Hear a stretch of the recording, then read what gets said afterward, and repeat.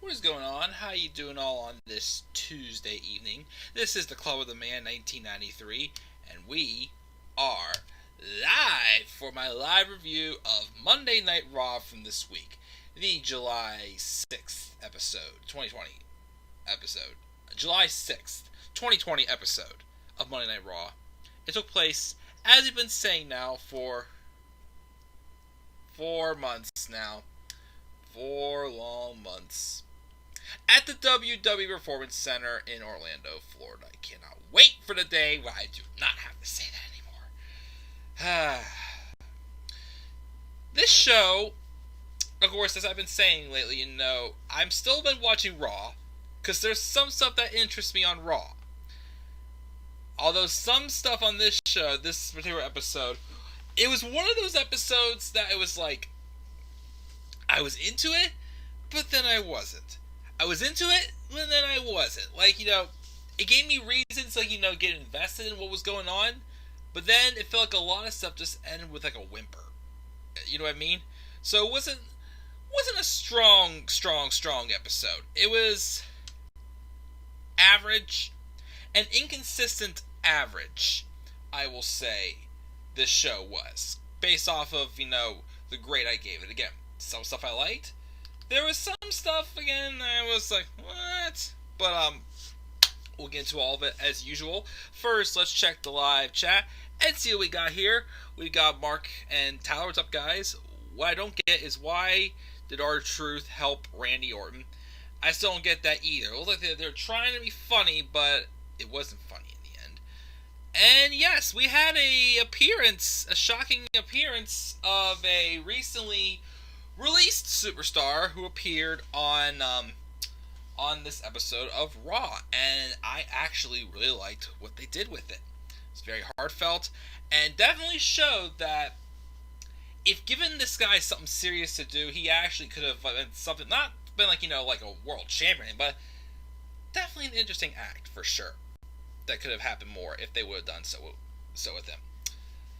But anyways, let's get into the show and let's talk about it and let's see what we got here. And Tyler does not care for WWE, not much really. It looks like Big Show is standing in for Edge until he comes back. Who the heck knows? Who the heck knows with that? I don't get this whole Big Show run, but what do I get? So the show opens up with Drew McIntyre coming out, welcoming us and getting right down to business. Extreme Rules in 2 weeks. He's going to defend the title against Dolph Ziggler. Their contract signing got out of hand and was very weird. He decided to level the playing field to allow Dolph to pick the stipulation. No matter what the stipulation is, he is ready for it, and he will retain the title. So basically tells Dolph to come on out and tell that stipulation. Dolph comes out and says his decision is that the stipulation is a secret, and he's not going to tell Drew until the match actually happens at Extreme Rules. Okay then. They start arguing about their accomplishments, going back and forth, about how, what did you accomplish in between the times you were fired? And of course, Dolph, Drew mentions, yeah, I know, I'm not afraid to admit I was fired, but look what I accomplished coming back and what did Dolph accomplish in the meantime.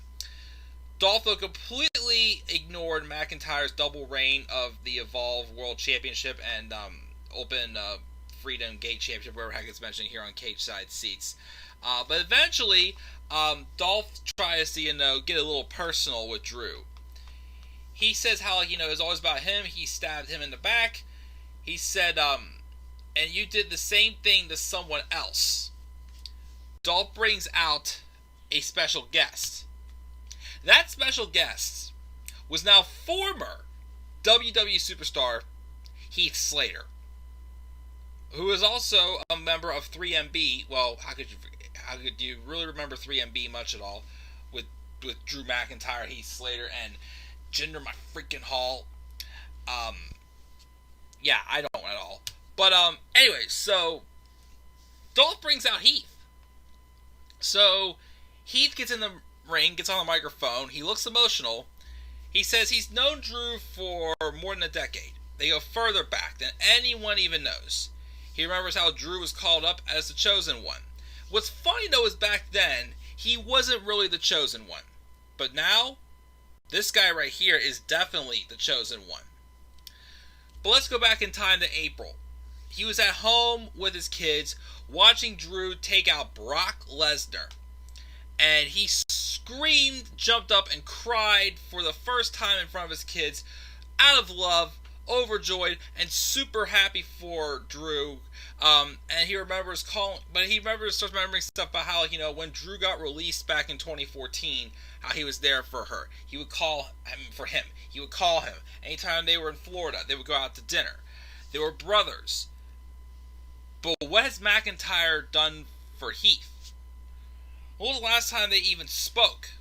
Which was on The Bump, the one show they let Slater speak his mind for. Drew knows his kids, his two real ones, and they believe in Daddy. And he just wants Drew to know he's been there for him, but Drew hasn't been there for Heath in return. On The Bump, Drew promised him a match, and did he get one? His kids aren't a gimmick. He really needs the job. And he's here to take the opportunity that was offered. He wants what he deserves and what he as a friend promised him. Drew just kind of shakes his head off, and Slater asks if Drew doesn't want to fight before hauling off and slapping him, just firing it up. So then they get ready for a match. Slater rushes Drew to the corner, but McIntyre comes back and claymores him in 2 seconds and beats him. After the match, though, obviously Drew felt, emotional about that. He really had, his friend really turned his back. Obviously, it got to him. Unfortunately, it just showed that Dolph Ziggler was a weakling, and of course, it backfired because Dolph got into the ring and basically just got on Heath for basically not succeeding with his bidding, pretty much. So then Dolph started to beat down on on Heath. But McIntyre wasn't having it. He comes back again, makes a save, but then Dolph gets out of the ring, and then Drew demands Dolph to come in and fight, but Dolph's like, nope, not happening. But then McIntyre and Slater have a moment, and they pick each other up, and they hug it out. Obviously, again, showing that storyline-wise, kayfabe-wise, Slater didn't really want to do what he did. He just did it for Dolph Ziggler's bidding to get in his head. But obviously showing that, the two still love each other pretty much as brothers. I like this opening segment. I really liked it. I mean, it was more of on the lower end of the card, I would say, but it was a nice little storytelling. I mean, yes, I'm still not taking this feud seriously with Drew and Dolph. We know Drew's retained. There's no way Dolph is winning that championship off of Drew. Again, I still think this is just a waste of time. But I just really. Again, this promo just made me think back to when I really cared for Heath Slater, which was back in 2016 when him and Rhino were chasing for the SmackDown tag titles. That was the first time they really made me care about Heath Slater. And I saw this again, I'm like, dang. Heath Slater actually knows his craft. He actually really knows how to, make people care about him and such. Why was he stuck in catering a lot? He could have been, a good act in the mid-cards. I mean, I don't think he'd ever be world champion, but I think, as a great mid-carder, it would have worked. He would have been someone who wanted to, literally, put people over or, to make himself look good. He knows how to tell a story. But, fortunately, he ran his mileage in the company. But, I like the opening segment. I thought it was really good. Afterwards, we have Bayley and Sasha Banks backstage. They refuse to be interviewed, and Asuka rolls up. She gurns and asks who says she's all alone before she dances away. Bayley and Sasha then made her way out to the ring, and they're like, okay, Raw can officially begin now that they are here. They're changing the game one show at a time because they never sleep, and when you're a once-in-a-generation talent like them, the sheep all come after you. They talk about how they're going to win their match at Extreme Rules. They're going to take over the whole company is what their plan is. Anyways, so out came Asuka. She got on the microphone and laughed about the notation of how, Bayley dose straps and how Sasha Banks wants to be 2 belts Banks. She tells Sasha she's not good at math. And Bayley, she ain't ready for Asuka tonight. Bayley says Sasha is going to humiliate her Extreme Rules. She's ready for anyone and anything. So she asks, what do you got for her, Asuka? The answer is Kairi Sane, who I think is the first time we've seen her since Nia Jax hurt her. That's right. Kairi Sane's back because of after she got hurt by Nia Jax. But so it's up for a match with Kairi Sane and Sasha Banks. Decent match. Still, Kairi feels watered down. I mean, she pulled out some stuff that, I don't know, I guess maybe because, if actually felt a little bit better watching her because she's a babyface again, and she doesn't come across as like a really weak-looking villain either. But, I will say that, I thought it was a decent match. Of course, the match ends in disqualification because Bayley interferes, while, Kairi had Sasha in a Boston Crab, and then afterwards, Asuka joins in, and we got a brawl. Kairi off the top rope with an L to the floor to wipe out Bayley and Sasha.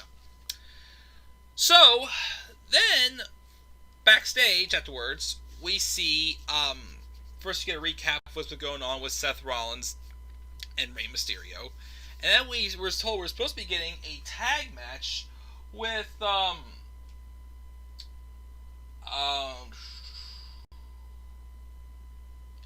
sorry, I got distracted.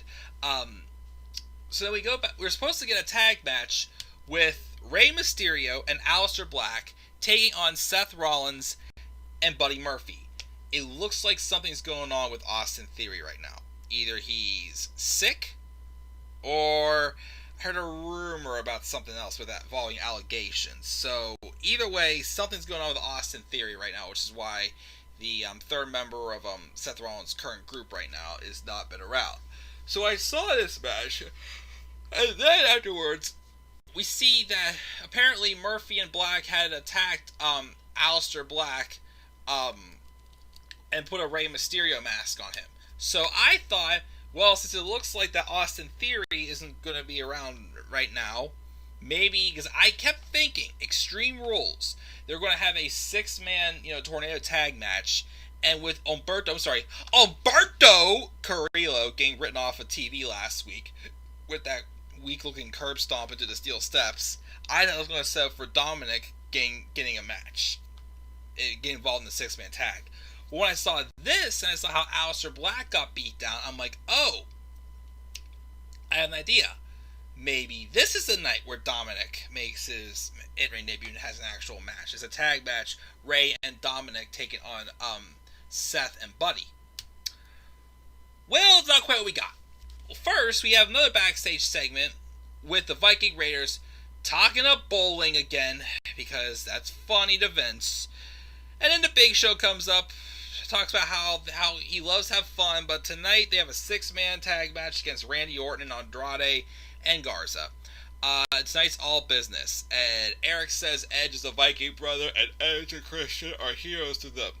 They go for a 5-second pose and all giggling, but then Big Show chops them both, like, gets serious and whatnot, because he's a nasty, angry giant. The booking of Big Show. Man, poor Big Show. But then, get back to Rey Mysterio, we then have Kevin Owens coming out for the Kevin Owens show. He's considered who his guest is because, they've had their history recently. So he clears the ring out of all the chairs.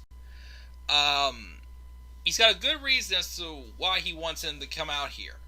So he introduces him as a giant piece of trash, Seth Rollins. Rollins comes out and asks why he cleared the ring, saying he just wanted to come out to say thank you for a chance to be on the show. How's your fractured ankle? Owens says it's fine and probably feels better than your own ego because things haven't been going well for you since WrestleMania. But the point Owens wanted to make was that regardless of their history, when you fight at WrestleMania, that creates a bond. Because WrestleMania is the reason they do what they do. And even if it's your enemy, it creates a bond. He's got something he wants to give to commemorate WrestleMania, the moment they created. So then it's a KO Mania shirt, and then Owens is like, I wore this when I beat you at Mania. And Rollins is like, oh, thanks, but I don't give a damn about you or your show. I just wanted a platform to address Rey Mysterio. He wants to challenge Rey to a match at Extreme Rules, as it's time to permanently sacrifice Rey Mysterio since he's officially medically cleared to compete. Now that that's done, he's happy to dredge up the past, saying he doesn't think things have been going well for Owens either. Owens needs him, much like Raw needs Rollins as well. He should consider that he might get more out of fighting with him than standing against him, because fighting is what he does, right? Fight Owens, fight. Owens has been fighting so long and so hard, he's gotten to be tired and maybe needs a purpose. Maybe he should be fighting for the greater good. Out comes both Rey and Dominic Mysterio. Rey, of course, accepts Seth's challenge and assures him that Extreme Rules his destiny will be in his hands. Rollins is happy but asks what Rey's planning on doing about their tag match with Aleister Black out. Is he going to do a handicap match and lose his good eye?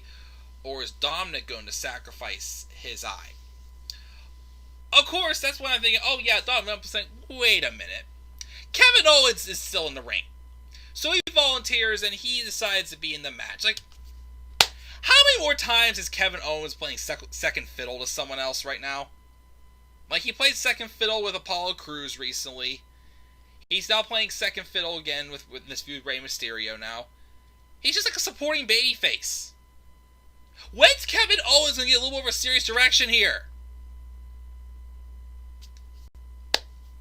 I don't know. So he teams them up.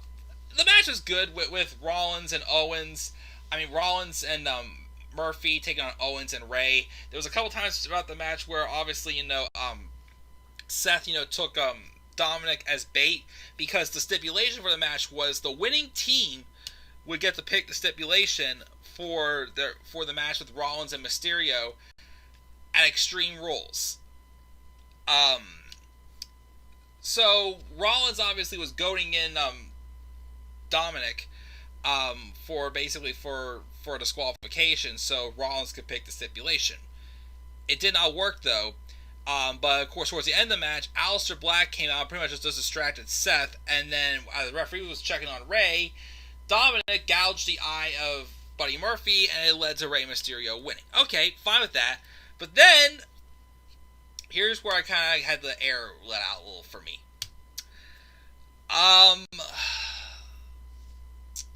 Rey picks a stipulation. He says it's the perfect stipulation. It's very simple. An eye for an eye. He says he's going to pull Seth's eye out of its socket. So, is the stipulation that the winner gets to pull the other person's eye out? Or why make this a stipulation? Like, why not have, a hardcore stipulation, even if it was Extreme Rules, street fight, no holds barred, no DQ, something where if they want to have, Rey, get his revenge on Seth by what he did to him 2 months ago, fine. But why, make that the sole thing about, I don't know, it's a weird stipulation, an eye for an eye, so, you're giving away that someone's eye is going to get crushed in this match. This kind of gives it all away of what's going to happen. So that kind of let the air out a little for me. I don't know about you, but I wasn't too crazy about it. But it was just weird, I thought. 1 second.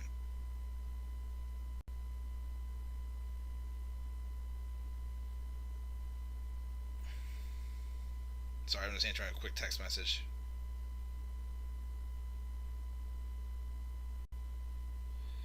Can't type.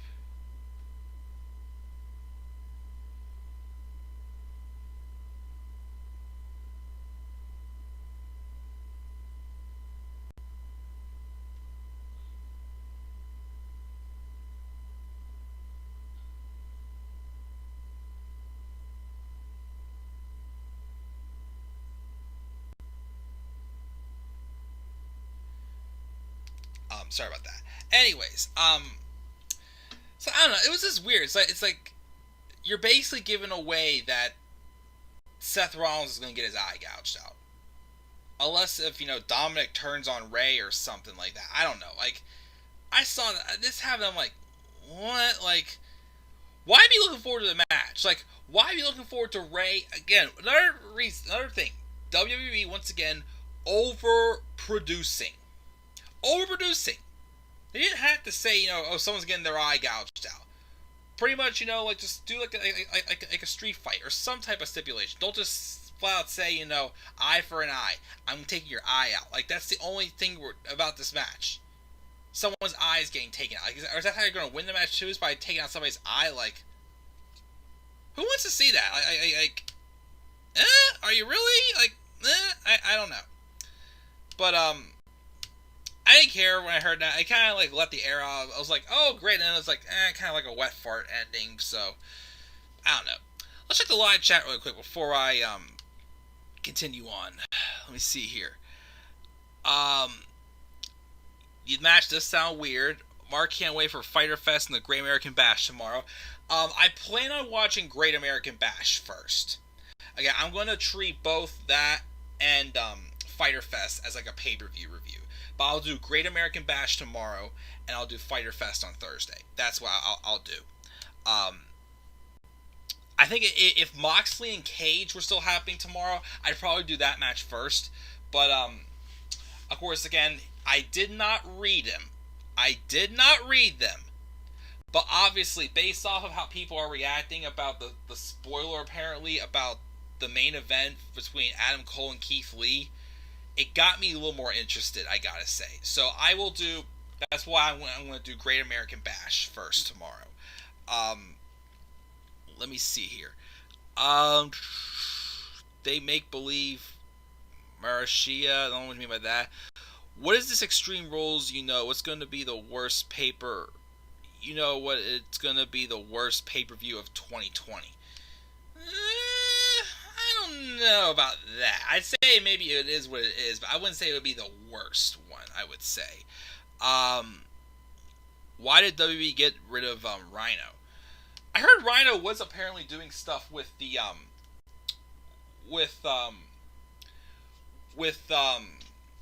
U.S. House of Representatives in Michigan. I've heard rumors of. So I think that might have been the reason why also, but probably just had nothing really to do for him. Vince Toy Humor, Get Over Your Ego, Ray's first Extreme Rules match since 2011. Really? Huh, I don't think I realized that. Kevin Owens is the worst face ever. Kevin Owens could be a good baby face if they actually gave him something reasonable to do. It should be a last man standing match or a boneyard match. Boneyard match is basically a buried alive match. Pretty much, yeah.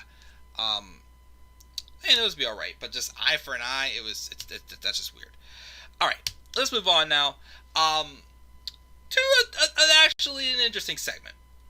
So we have MVP and Lashley backstage. Lashley says he's broken Apollo Crews mentally and physically, and it's only a matter of time before his reign comes to an end. MVP says they're going to discuss the future of the U.S. title next, which it's been made official. We're going to have a U.S. title match between Apollo Crews and MVP at Extreme Rules. So they make their way out to the ring, and there's a table with a title belt covered. MVP talks about how Apollo Crews burned real bright, but he's burned out because he passed in their orbit. He's full of youthful exuberance and thought himself invincible, but ain't nobody invincible when it comes to Bobby Lashley's full Nelson. He wishes he could say he feels guilty, but he doesn't because Crews had turned down the mentorship of the greatest U.S. champion of all time. When Crews loses to Extreme Rules, he won't be champion any longer, but he'll always have the memories. But since he beat him last week, that makes him the U.S. champion, which basically is true. But again, I actually, at least there's a story behind that loss last week, so I kind of actually gave that a little bit of an exception with MVP defeating Crews last week in the non-title match.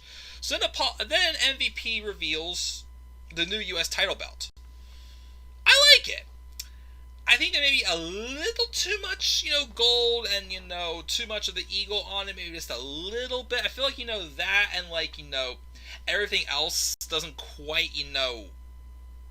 the balance feels a little bit off from a design point of view. But I still think it's good. I like the design. So he pulls it out, and he says it's kind of a hybrid of the old one and the current WWE title. Lashley says MVP rolls with him, and that means it's official. When he says it's official, so why not crown him right now? So, as he's putting the belt around MVP's waist, out come Ricochet and Cedric Alexander. They get on the mic and says Apollo's going to be back real soon to put his little fantasy to an end. But in the meantime, they're here to make sure the Hurt Business, as they say, goes Chapter 11. So they brawl, and then they have a brief tag match where the heels win. And afterwards, Lashley locks a full Nelson in on Alexander, and Ricochet drop kicks him off and pulls his buddy to safety. So we got that. That was what it was. Then backstage, we see Zelina Vega trying to get Garza and Almas to get along for the 50th week in a row. Just break them up. Since they keep doing nothing but losing, except, I'm sorry, they won last week, but, oh, that's right, I'm sorry, they got buried by the freaking Big Show. Now I freaking don't care. So, basically, they're bickering, but then Ric Flair rolls up and says, which once again, you're putting Ric Flair once again in danger in a very dangerous environment at 71 years old. He tells them they did a great job, but they didn't take care of the Big Show last week. So this week we're going to team up with Randy Orton in a 6-man tag match. Orton rolls up and says they're all third generation, so they have something in common, and he respects them. But when the time is right, Big Show is his. If they screw it up for him, he will not hesitate to formally introduce them both to the Legend Killer.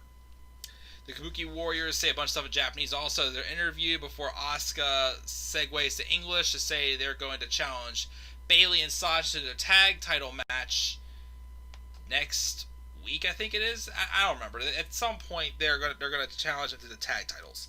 So we didn't have this 6-man tag match. Big Show and the Viking Raiders taking on Orton, Almas, and Garza.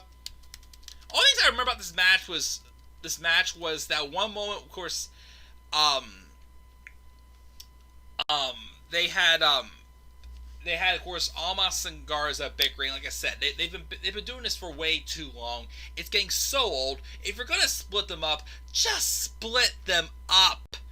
But basically, Orton pulls Garza out of the ring, and he basically just yells at him, telling him to get your ass together, pretty much. Which I thought which I liked. I actually really liked that part. But then Orton basically tried to sneak in there here and there to an RKO, but eventually he sneaks an RKO in and they win, and that was that. The Iconics and Ruby Riott had another altercation as they were getting ready for Ruby Riott's match with Billie Kay. But as they're walking away from all that, MVP was talking to Cedric Alexander, basically trying to recruit him next. So they're still teasing that stable with MVP, Bobby Lashley, Apollo Crews, Cedric Alexander, Ricochet, even though he was saying how, are you going to stick to just being Ricochet's sidekick, pretty much? So we'll see if maybe they get both of them, or just Cedric, who knows, but as long as they actually get Cedric something reasonable to do, I'm cool with it. And then Orton and Flair are backstage again, chit-chatting, when R-Truth runs into them, trying to avoid Tozawa, and then he runs away, but Orton tells Tozawa the wrong direction. I don't understand that either. Ruby Riott lost to Billie Kay. I don't know why Ruby Riott still losing to the Iconics weekly now. And then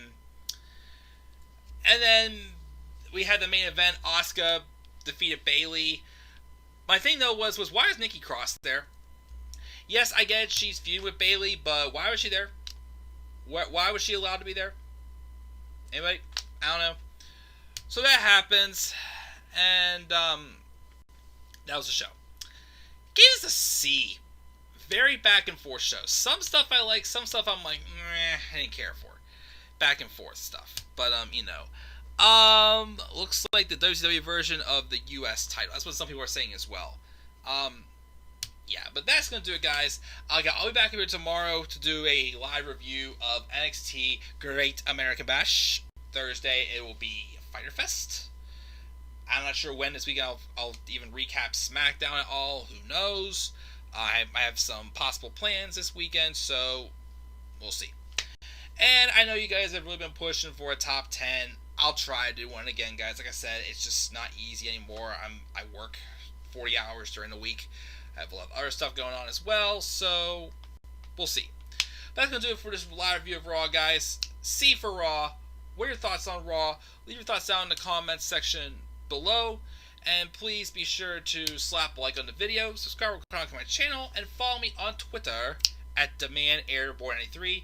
Until then, guys, I'm checking out. Have a good rest of your Tuesday night. Peace out, everybody.